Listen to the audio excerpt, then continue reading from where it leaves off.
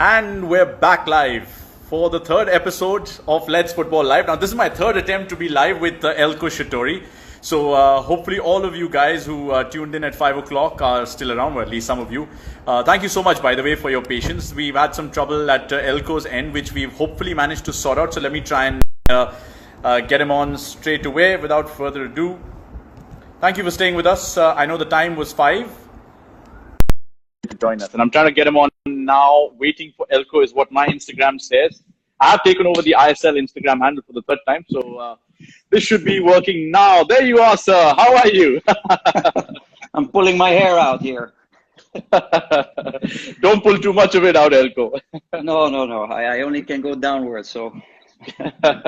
Well, welcome, sir. This is the third episode of Let's Football Live. On the first one, we had Sandesh. The second, Eric Partulu, who you'd be familiar with from all your battles against him on the pitch as a coach. Now, it's a great pleasure and privilege to have you with us, and a very special day. It's also a month since we had the Hero ISL final. It's also a happy New Year to all the people in Kerala watching this. It's a happy Vishu. So what better than to see you on this episode?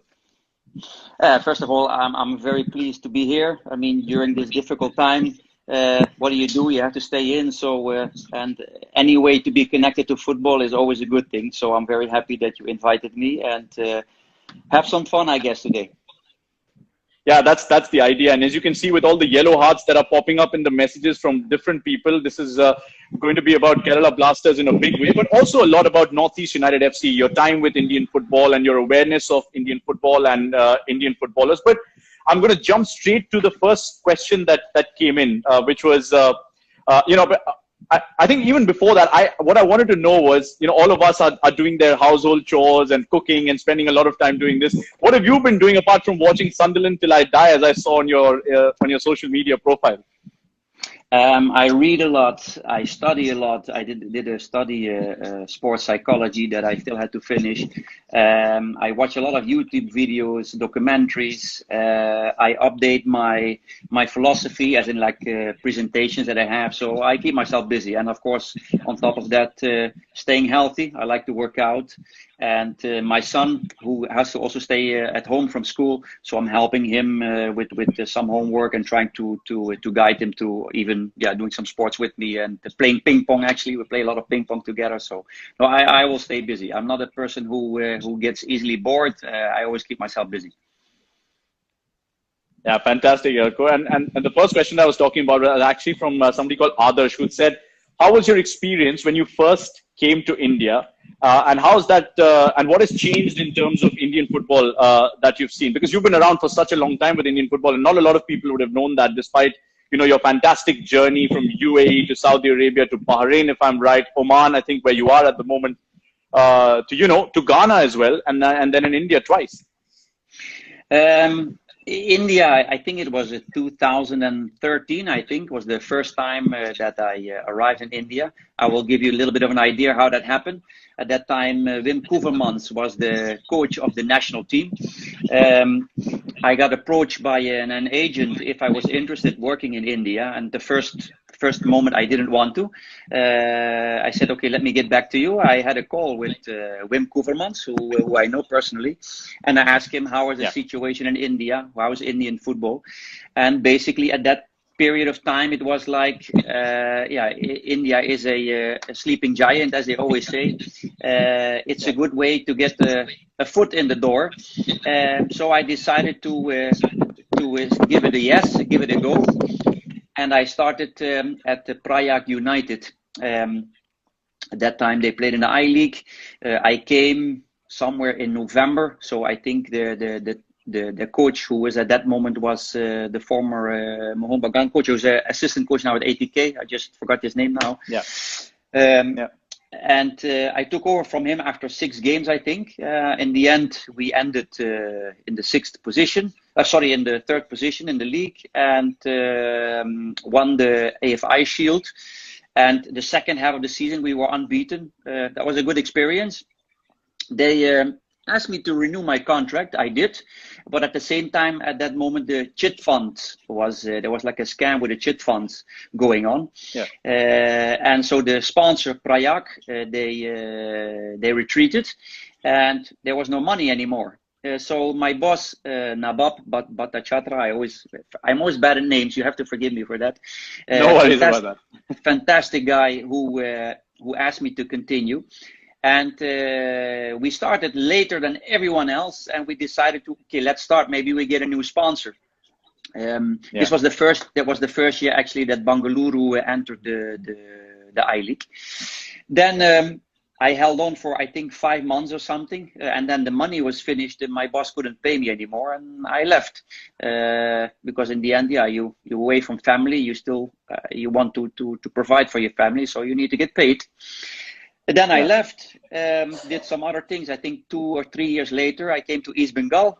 I think that was the first year of the ISL.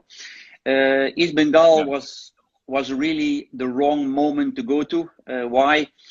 At that moment, I'm a very honest person, and that sometimes works against me. But at that time, the owner of this club, he was detained by the police. This club was a little bit upside down and was not really in the right place. So I only stayed there for 3 months. That was the end of the season. And after that, I left.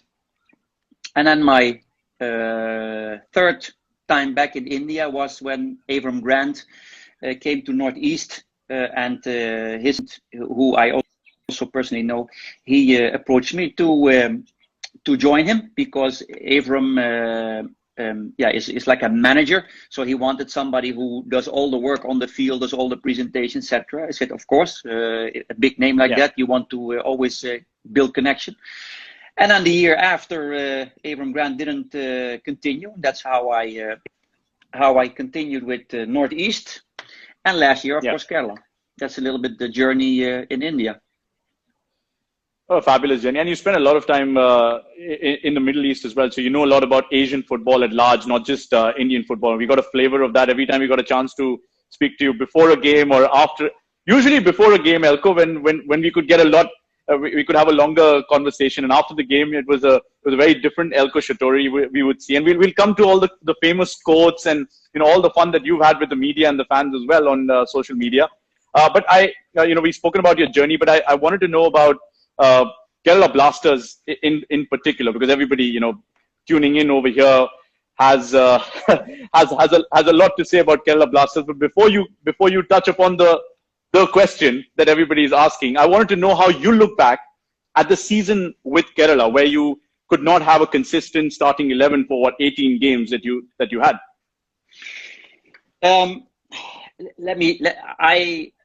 I always try to be, I want to be as honest as possible. I don't believe in virtual signaling and how fantastic everything is and how we love each other. And I'm the type of person that believes in, if you're honest, and if it's good, it's good, and if it's no good, it's no good.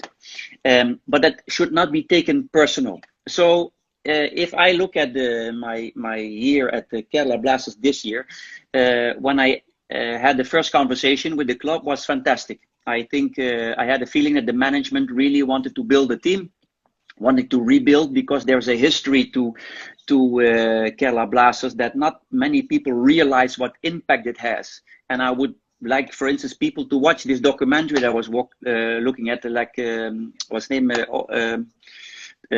Till I Die. What's the name again? Sunderland Till I Die. Yeah. There are a lot of similarities there, where dynamics outside the football itself, outside the team, have a huge impact on the team. Now, so I had a very positive conversation with the management, and was very, very eager to start the season. One is that there was not one Indian player that I recruited, and no problem at all, because sometimes when there is a transfer from a new coach to another coach, and it's not at the right moment done, then still business goes on. So the Indian players all were chosen by the club. And I don't criticize that, but I do think that on that level, we could have had, if possible, some stronger players. But I was in this job to build for a long-term project. So I work with what I have. Then the second thing is that the club the foreigners that we brought, from the 7 foreigners, 5 I was involved and 2 I wasn't. And all those other 2, this was Mario and Sido. I think they were good players. I didn't have any problems with, but overall, yeah, I think we had a good squad. I really think that with the team that we had, we could have qualified if everyone would be fit. But what super duper annoys me, and as I said, I always seek for the truth, and I'm the first one who's critical at himself. But if people start criticizing you with common, like, let me explain it like this: a football match is not just a thing you just easily win. There needs to be on the long run certain consistency, and that consistency was simply not there. And there are a few reasons that I can elaborate on, and there are a few reasons that I cannot. These are internal things that I think that criticism I gave to the club, that is not for the people on the outside. And that's sometimes very difficult, because I like to be honest, because I get questions asked by the media and by people, and I can't always answer. But that's part of the job. But the most important thing is that in the end, I take full responsibility that we didn't succeed. But do I take full responsibility that all the circumstances were there to succeed? No, because in the end, I think there are 3 main reasons that led us to where we were, and from those 3, 1 or 2 I can elaborate on. One is the preseason. A preseason camp is essential to build physical part of a team, and that camp got our preseason camp got interrupted, so that planning went completely sideways. And I'm not blaming the club at all, because we really tried to somehow fix that, but that is very, very difficult, because when we came back to India, we had to restructure the planning, and you have to start planning the games again, and that was a big problem. And normally that planning, you go backwards. You plan the games, and then you plan your physical trainings. But if the games are not being planned, or you have to wait week to week which game we're going to play, and those games are not the strongest games, then you have a problem. But I think still we worked around that pretty well. So in the end, we had, people can tell me whatever they want. I am 25 years in coaching. I never, ever in my life had so many injuries. 17 games forced to play a different lineup. And it's not like I'm doing something different, that my physical trainings are not good, because I can show you a framework on how I work. I mean, why would, with other teams, I would have there not so many injuries? So the physical planning of it is a big part of the preseason. But in the end, not getting that result, I think still we got some good result, but in the end, not qualifying, I take responsibility for it, but I have a huge frustration, believe me. Well, you certainly had some good results. Thanks for that, by the way. It was quite insightful. The good results, I mean, who can forget beating the eventual champions home and away, including that famous Nasri goal. We might get an opportunity to touch upon that. You beat the defending champions, then Bengaluru FC at home, and I think what was the final home game of the season, and then Hyderabad 5-1, which was, I think, the biggest win Kerala have ever had. So some silver lining indeed in a season which had its ups and downs and all of that. But, you know, Eelco, the moment we decided that we're going to have this chat, questions started coming in, and they're still coming in as I speak to you. From about, I've lost count, about 130 people must have asked me and you this already. Are you coming back to Kerala Blasters? That answer is very simple. I know the answer, but I'm surprised that the club still didn't give that answer to the media. So that's the only thing I can say. I am a very loyal person. That means as much as I like honesty and being straightforward, I think the club should announce what their plan is. Until now, they didn't. So it's up to them to answer that question. Okay, that's nicely handled. I mean, you know, if I could give a cricket terminology, as well left just outside the off stump. But okay, that's fair enough, because we'll of course wait for that decision. But we hope that you know, you can continue contributing to Kerala football, to Indian football in whatever capacity, because you've been around for such a long time, which takes me to how the season started. And you've already touched upon a few of the issues that you had with injuries. And of course, Sandesh Jhingan having that injury on the 9th of October, we spoke about that with Sandesh on the first episode. And not having the preseason that you wanted. Jessil Carnero was the only player who started every game for Kerala Blasters. Sahal played every game for Kerala Blasters, but you couldn't have that consistency. And the other topic that came up, Eelco, was about captaincy at the beginning of the season, when, just before Sandesh got injured. You decided to go with Bart Ogbeche, who also followed you from Northeast United FC to Kerala Blasters. What was that relationship like? How was that decision eventually taken by you to give him the captain's armband? Being a captain is something for me that I need somebody in the field that understands my ideas. That is one. And two, he has the personality to explain it to the players. Being captain is not somebody, is for me, is not being, come on, let's work hard, or like somebody who motivates. That's a part of it.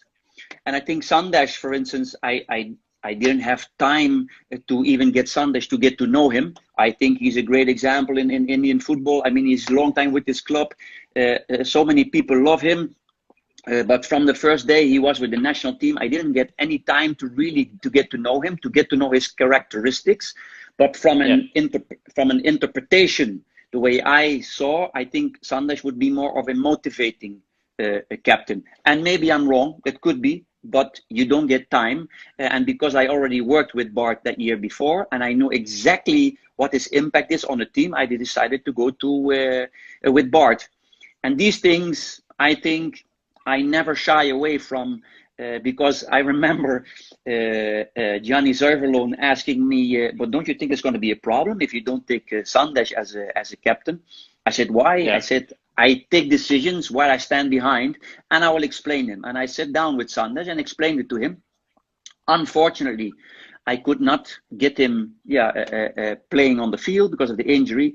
But the reasoning behind it, I just explained. And Bart, I knew him way much better. So that's the reason why I chose Bart. Yeah, and boy, did he do a good job. I think I was looking at the stats between North and Bart has scored 51% of the goals for the teams that you manage, which tells you a thing or two about how he doesn't just lead, he leads from the front, quite literally. And that's why Ogbeche is who he is as a player. But the other player who made a lot of headlines and continues to make headlines is somebody you called a rough diamond, before the season started. And you know who I'm talking about.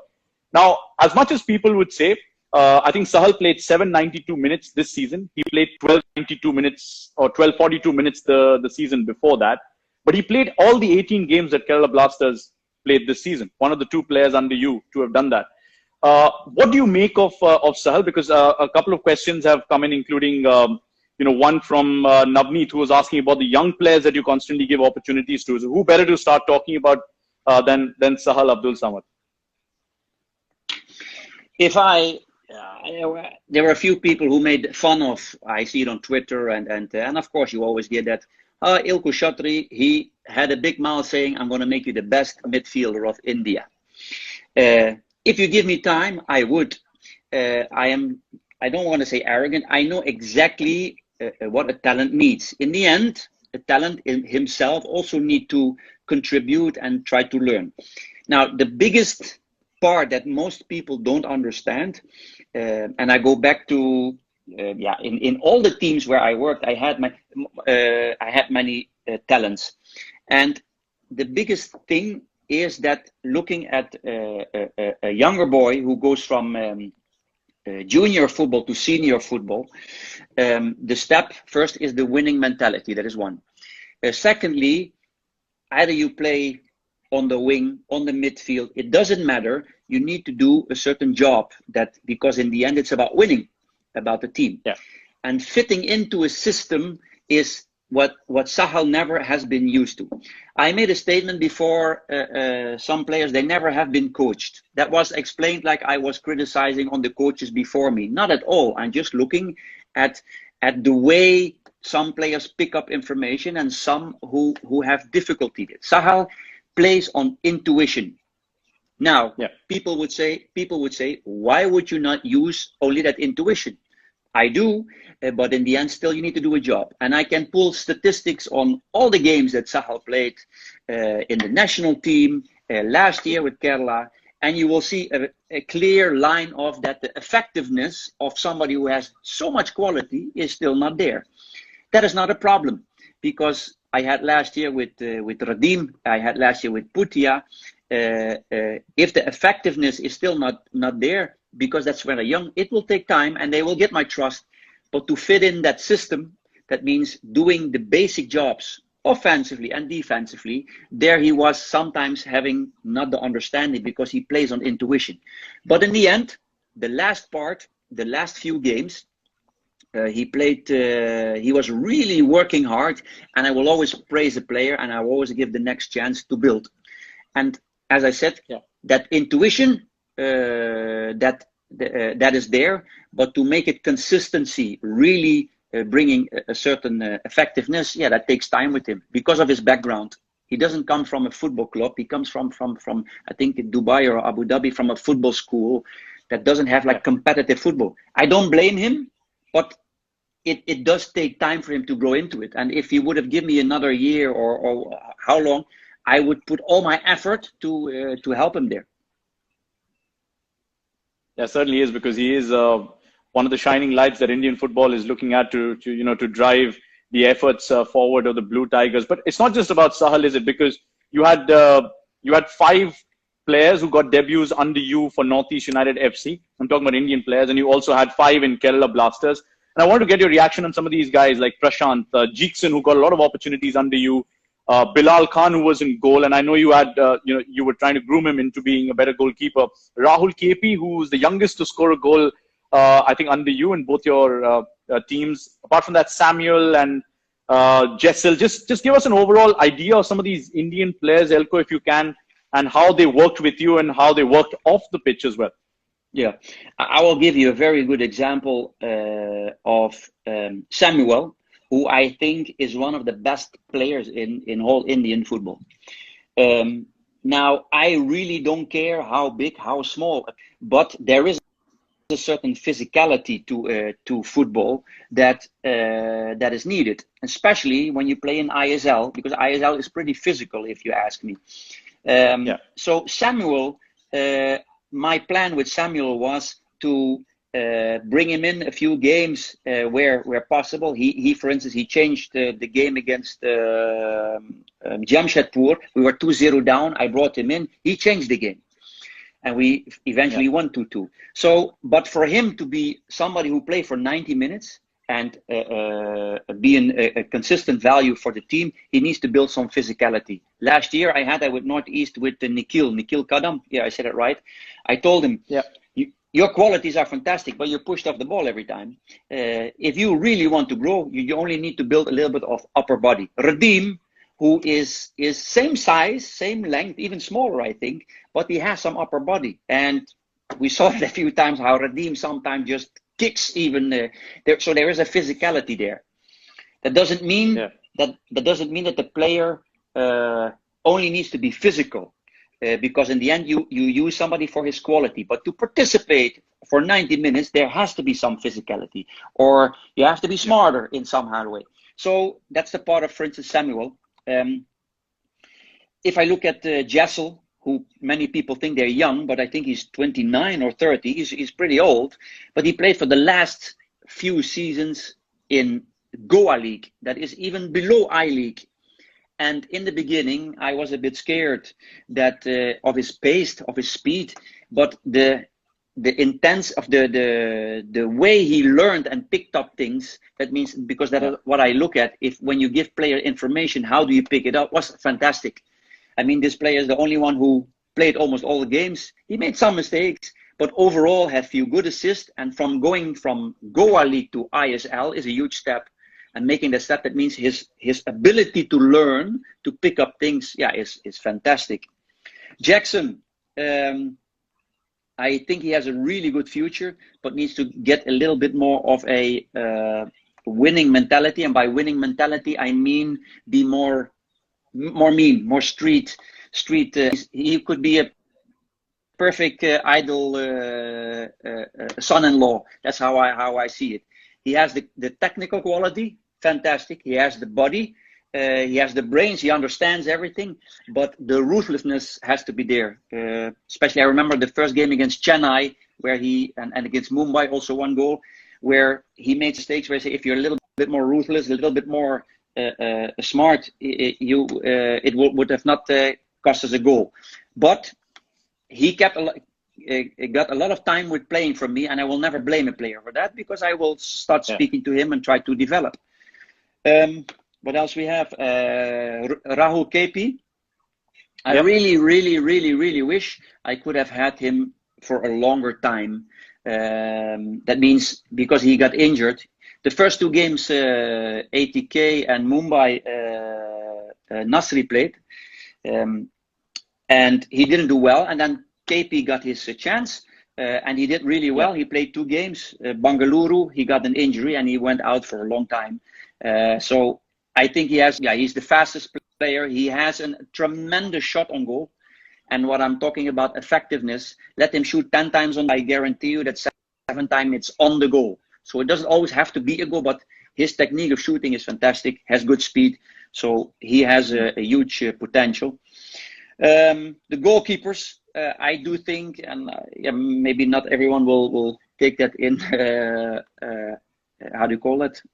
I think all 3 goalkeepers we had were not good enough. And what I mean by not good enough is TP. He came to Kerala. He was the year before me with Northeast, but he hardly played any game. Because TP is a thrill seeker. He makes sometimes stupid mistakes and he's not learning from it. I think he's a great goalkeeper, but he makes mistakes where I think he should be calm his mind down. 2 goalkeepers, they are good goalkeepers, but had no experience. And you cannot just put a goalkeeper inside. The first 2 games Bilal played, he was very nervous. And a goalkeeper is an essential position. So for them to grow, they need to play games, and you cannot just because in the end a coach, especially from Kerala, you get judged by results. You're not going to just let's put the goalkeeper, a new goalkeeper. Eventually, I had to, but even you saw Bilal when we played against Hyderabad, he made like 2 or 3 big mistakes there, and I don't blame him. Really, I don't blame him because it's part of the process. But people also need to understand that things take really time. Especially when it comes to talent. Yes, that's right. Fantastic. But I think the one thing that will definitely, 2 things that'll stay with me is that Samuel is the best player according to you in that squad that you had with Kerala Blasters, and Jeekson Singh is the ideal son-in-law. I think that's the takeaway from. Amazing. I've heard many things. Sorry. He is so serious. His eating, his sleeping, his preparation before the training, fantastic. So what I'm saying is this guy has everything in his mind, perfectly organized, and has the really right attitude. And I call that an ideal son-in-law, because if you have a daughter, you would like to have a guy like that marrying her. Well, not bad for the only Indian goal scorer in a World Cup, right? So we'll take him with both hands. I know how much. Playing with some of the, coaching some of the Indian players in the Northeast setup as well. So if I can just jog your memory back a season and ask you a question that I've been asked by M. Anush Rock _ Chubby Cheeks, as good as a name that is, by the way. He's asking a question about, please ask him which is his favorite player in ISL other than players from Kerala Blasters. My favorite player, and we're talking about Indian player? Preferably. I think he's looking for an Indian name. My hunch. A player that I'm really attracted to, or I think who has huge potential, is the player from Bangalore, the winger, the left winger. He is from Kerala, actually. What's his name again? You're talking about Ashik. And I really think, and why did it stuck with me? When India was playing the Asian Cup in the UAE, he played one game as a striker. And what I remember is the way he was holding the ball. for a winger who plays as a striker into the ball, so it's a complete different position. You play striker or winger. That really showed me that this guy has a lot of potential. Besides speed, I think he has the technique. I don't know mentally how strong he is because he didn't have the best season, I think. But I really like that player. That is one. I really like Brandon from Goa, a player who's really effective in his assist, in scoring. So that's one other Indian player I really like. And 3, Burgess. I think Burgess in the last 3 years, 4 years. I remember last year when I started at the Northeast, there was a lot of criticism for Burgess regarding a good player, but he never delivers somehow, or he's not giving enough. There was always some negative around him. The first thing that I noticed, and you notice that only in training, is that I think he has scoring ability. He is somebody who he shows up in the box. The amount of times last year in Northeast that he showed up in the box on the right time, on the right position, but didn't get the ball. Even regarding that, he still scored 5 goals, I think, 5 or 6 goals. So I think Burgess is, I ended with him because I really think he is, and I'm going to have to be careful. Kevin De Bruyne, I see Burgess similarities to the style and to the quality. And of course, there is a huge difference in certain quality, but the style and the quality, I can compare a little bit. Box to box, good passing quality, being able to score goals, and even having good assists. Top assist last year, Northeast against the Chennai Northeast. He gave this fantastic, I call them banana balls behind the defense on Bart, where Bart scored the 3-2, I think. I forget the number. But Burgess is one of my favorites for sure. What a comparison that is, and I'm sure if you can visualize his face, he must be smiling year to year if he listens to it eventually, if not now. But yeah, I mean that's the kind of compliment even Eric Partlew gave Roland Borges when we were having a chat the other day on another edition of Let's Football Live. But since you're talking about so many Indian players and you spoke about the Asian Cup, and a lot of people get carried away by the thought of. I wanted to say one thing more. It's what is interesting is that how does a coach utilize a player? And some see in a player a defensive player, and I see, for instance, in Burgess, an attacking player, without saying that somebody else is wrong. But that is, for me, one of the most interesting things in coaching, that how do you utilize a player and how do you use the qualities? I've just seen a message about Gallego, and Borges and Gallego had the same number of goals for Northeast as under you. So that tells you exactly what you're trying to say. He has that attacking mindset and the ability to be in the right place at the right time. May or may not get the ball, but he's always there. And I think he scored the winner at the Marina Arena for Northeast when Ogbeche got the hat-trick as well, when you won 4-3. So I think that was the goal. True. You were talking about. But since you've been involved in so many different leagues as well, Eelco, there's a question from Nidhi, which was what do you like most about ISL that's different from the other leagues that you've been a part of, and you've been part of a fair few? I think first of all the attention that it gets, you really feel there is look at the media attention. Most, not all, but most, you have some a good crowd. The way it's set up looks pretty professional. That is one. Two, the amount of foreigners brings up, I think, the level. So that means you have 5 foreigners inside. It brings it to a serious level of quality. Now, I always, for instance, a few times I spoke to Bart, I spoke to Gianni Zuiverlo and said, you guys, you played on the highest level lately. If you compare the ISL to the Dutch Premier League, how would you measure that? Because it's very difficult to see that. and both were not on the same opinion, but overall there could be, like, if you are on the lower side of the highest league or the top side of the second division, and that means these are decent levels. So overall, I think the quality is good. But what I like most is the atmosphere. You feel football, the way we enter the field, the media coverage. It gives a real football idea of football, that you're part of something. And not to forget the atmosphere as well. And that's what takes me to my next question, which is from, I don't know if there's a name in there, but it's THX_AZZ. He's asked, what do you say about Manjappada fan base? And there's another one called Navneet who's asked a word about Manjappada. And you can see the number of people tuning into this. Manjappada is, of course, everyone knows how involved they are in the football. And I'm going to give a very positive remark, and I'm going to give a critical remark. A positive remark is that if you have so many people who love football, and I go back again to that documentary I saw, Sunderland Till I Die, where you feel that people are so involved with that club, that is fantastic. And that feeling you can see with the Manjappada. The critical thing that I would say is that as much as you want result, there need to be some realism that result just doesn't come overnight. And it looks like how Kerala in the last 3 years is struggling.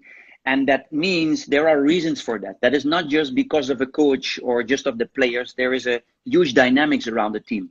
And in these times, you need supporters who really support the club. And I do think that they do that. But sometimes also you feel like, especially as a coach, and I take that criticism, and that's not a problem, but you also sometimes feels like, we don't want to hear excuses, coach. You just need to win. And when you have a huge fan base who has that commitment, that is sometimes not easy. So it's not like I'm complaining. It's more of education, because I always believe for instance, I will give you an example. I took the guy who does the Malayan commentary on TV for the ISL. I invited him to give some explanation on what we're doing, because I really believe you need to communicate with fans. I get sometimes criticized that I Twitter and I don't go into discussions with supporters, but I do feel sometimes you need to give them some information, because the understanding of what you're doing is important. I think it's a club. The club should do that. But if they don't, I will take matters in my own hand. I try to, because I want that connection. I want them to understand what we're doing. And I think, I built a decent relationship with the fans. I feel that the majority is behind me. If not, maybe I'm wrong, but I do think they are a fantastic fan base. Big kiss. Oh, they're going to savor that for a while. You can see the yellow hearts just keep coming in, and they keep coming in. But it's not just about Kerala Blasters, is it? Because this whole ISL journey for you started as the assistant for Northeast United FC. It's not just a happy Vishu, it's also Rongali Bihu, which is the Assamese New Year today. And you spent a lot of time in Guwahati. Tell us a bit about how that time was for you, getting into the fold of the Hero Indian Super League and then going on to have the most successful season in the history of the club. Northeast was also a special experience, especially also they have beautiful fans. Almost every game, even after the game, they always had a nice banner with "In Eelco we trust," and I got drawings and so really from even 2 years later, thank you for that. They were beautiful, and I also like the region, by the way. The Northeast region is a beautiful region. But the journey at Northeast was different than this year. Northeast, and as I said, I always like to be really honest, but sometimes I also have to be careful with what I say, of course. In the end, I think we had a fantastic journey. So the journey with Northeast was a really special one. And I think the result that we got was a good one. I really hated that the first semi-final that we lost Bart and we lost Borges. and that broke us. That was just not enough quality, enough deep squad to continue. But overall, it was a fantastic journey. People ask me, like, why did you leave Northeast? That answer is simple. The management didn't renew my contract. That's what it was. You continue to say it as it is, which is exactly what we're here for on Let's Football Live. But can I say something? Because sure. even other clubs or people think I'm a difficult person. I am not a difficult person at all. People think I'm animated. Yes, I am animated, but I get animated when I feel injustice. And there are moments where that injustice I can accept, and there are moments where I say, no, this is not how it should be, and I have to stand up. All my teams where I worked always showed passion, always showed fighting spirit. Even this year, there are a few comebacks where you can see the spirit is there. So I'm not a difficult person, but I really believe in honesty, because if you really want to be professional, you say it as it is. Otherwise, there's no space of improvement. Having said that, my wife many times tells me try to be more diplomatic, and I really try. But in the end, the deepest inside me, I'm all about improving and trying to get better. And diplomacy is not my strongest part, but I do think in the end I improve there, and I'm not a difficult person at all. I'm just honest. That's how I see it. Because that means I'm doing a better job of listening to my wife, because rule number 1, the wife is always right, and rule number 2, if you think she's wrong, refer to rule number 1. Yeah, so. Good one. I'll try to remember that. Yeah, but you've had some famous quotes along the way as well, including especially when you interact with fans on social media, or even media, in your pre-match press conferences. One of them was the Mini Cooper and Ferrari reference. The other one was Sahal being a rough diamond.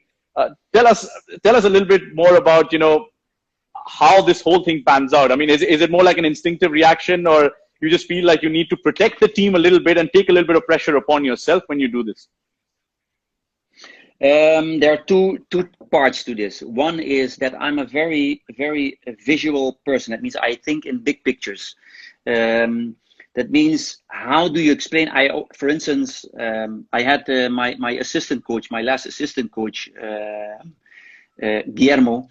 He came new. He said, I never seen such a good presentations from a coach. That's the best I've seen. That means the presentations before the game, etc. I spend a lot of time in visualizing what I want. So that's the same thing. If you give a press conference, you try to paint the picture that basically in 1 second makes it understand what you're saying. And few of those quotes, they're not like right away quotes I came up with. These are things I remember from before, or you read somewhere, or so, and you try to use it to explain. That is one.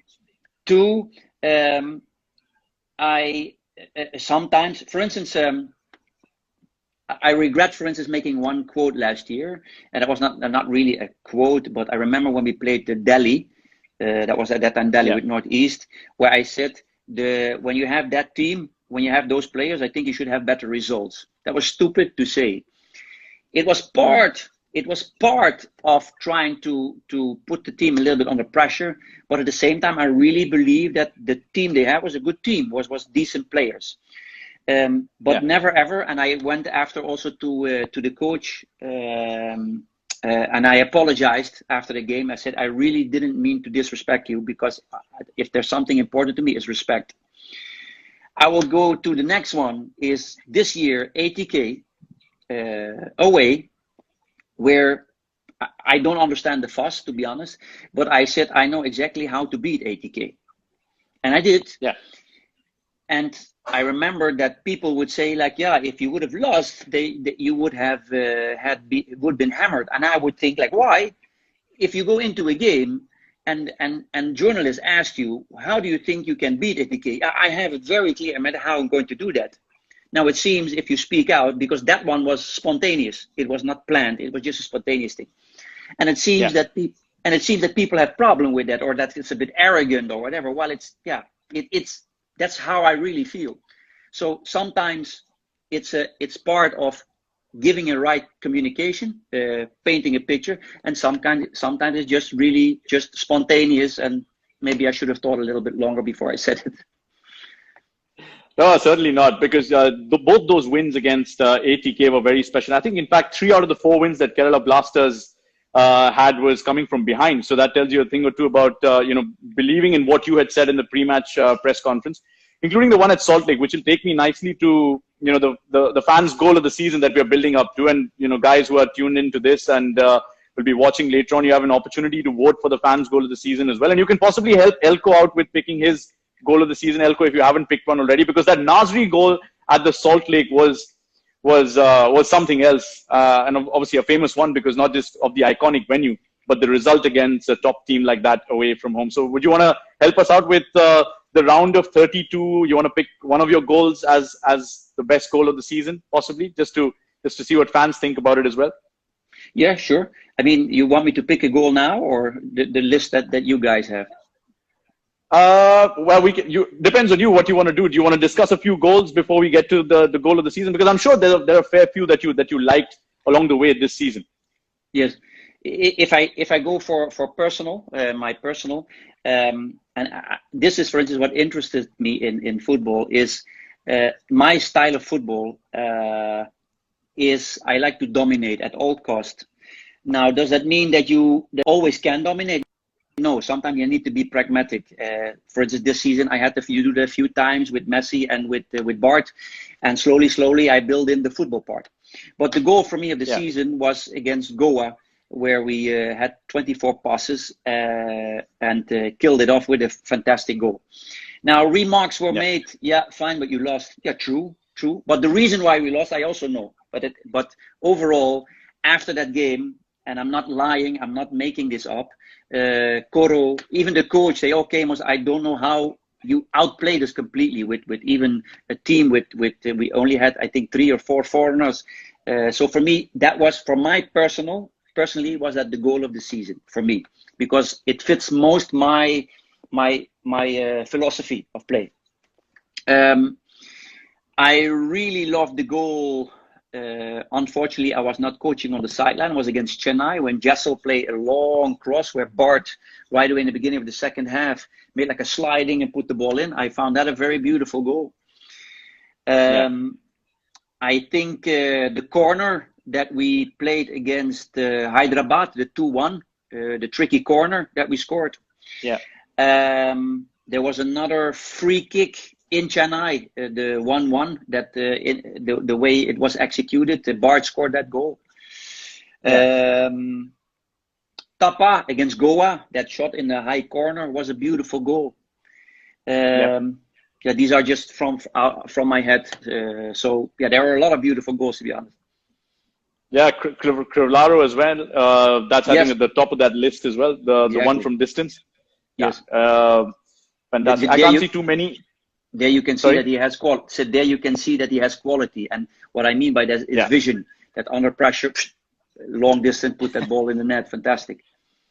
Yeah, it makes the keeper look a bit silly sometimes, and those kind of goals go in. But since the fans have tuned into this, I mean, you have an opportunity to go on the Indian Super League website and pick your goal of the season as well. The round of 32 has started today, so we'll go all the way down to the final one. Eelco's already picked his goal, the 24. I was actually lucky to be on commentary with that, with Paul Macefield on that goal, the 24 pass goal. I want to say something. Yeah, please do. Finish it first. Finish what you want to say. No, so I think Messi Boli eventually put the ball in the back of the net, and that ended the move, didn't it? Yes, but during that commentary, and that's where your job and my job sometimes conflict or not always aligned, is I remember the comment, I think it was from Paul, who said, I wish Kerala had a little bit more of urgency.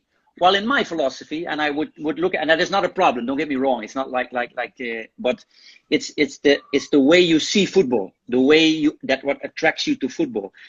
Paul has an English background, maybe, because I always hear, in the end it has to be back in the net, and completely top, fine, good. But in my philosophy, I like to dominate. I like to let them run, and we choose the right moment. So within that comment, and in like few seconds we scored, I had like, happily we didn't have more urgency and we waited. I'll take a short clip of this and I'm going to pass it on to Paul Meesfield. Just for. I think no, I'm sure you guys are in. I'm sure you guys are in touch anyway. So yes. That helps. But just before we wrap this up as well, since we're talking about Kerala and Northeast and all your time right from 2013, like you said, Eelco, till now, just your thought about Akhil in fact has asked that question. What do you think is the greatest challenge for coaches in India? Since a lot of people will be looking at this and be looking at some of your success stories to try and use in their career going forward. That answer is actually very simple, in my opinion. Is having a club that has a structure of a club. If you go to Europe, if you go to Holland or whatever, and I'm not going to say. Let me try to, if a club, the way a club is organized, the way it's structured, the way the decisions are made, so thinking in the long term does not guarantee you right away for success, but it gives more guarantee to get success. And I think all clubs in India, I think a lot of progress is made, but I do still think that trying to really build a structure where you have separate departments of scouting, having your own field, for instance, with Kerala, and I'm very, very blessed and happy that we stayed in a fantastic hotel. But sometimes also you want to have when you have your own setup. The field we had was a very good field, but we didn't own it. So you get into moments, and I'm not blaming the club. These are just things you have to deal with.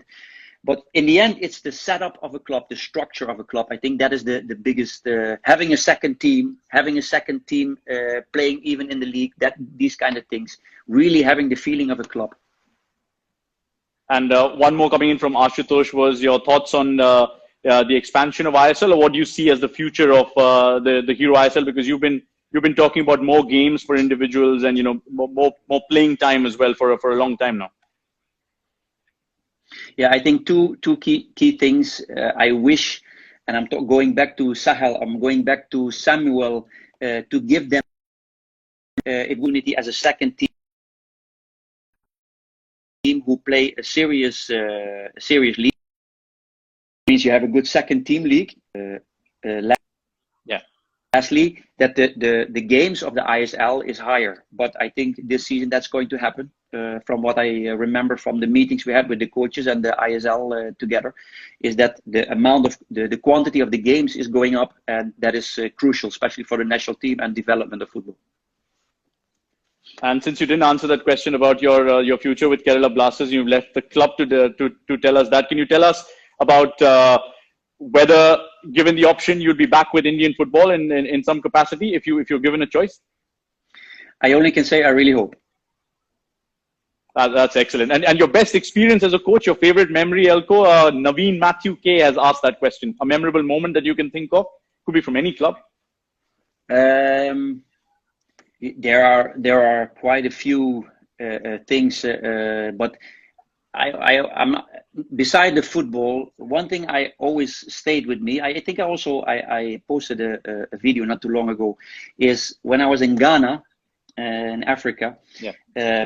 Where every Monday morning, so this is for Red Bull Salzburg, the academy in Ghana, a fantastic academy, fantastic facilities. But every Monday morning at 8 o'clock, all players from the academy lined up in the middle circle of the field, Muslims and Christians, and start praying together, but in a way of singing. That experience is somehow always stuck with me. That was beautiful, or the feeling of harmony together. So it has nothing to do with direct football. It is more, humanity and culture. I like cultural things. That's the humane thing. Football. I think when I was at the Ettifaq in Saudi Arabia, is to manage to keep them into the league. There's the highest league in Saudi. I took over the last 9 games, I think, and I managed to keep them inside, and they were like really down top bottom. That was a really, really hard job. That for me was a huge achievement for myself. That's excellent. The humanity bit was, is something that we'd like to see more of as well, especially in these difficult times. And just if I were to ask you tactically your best moment, because somebody mentioned that free kick against ATK that was doing the rounds. It went viral completely when Kerala Blasters did that. Just talk us through how that happened and how that was planned in training, because so many people want to know about it. Yeah, it's simple. I give Bart gets the lead in this. Of course, we do in training. In the training, we plan, especially teams that are very strong in set pieces. In the end of the game, when a lot of pressure is on your team, that's a good way of breaking it, because when you do that and it works, it gives a feeling of shit.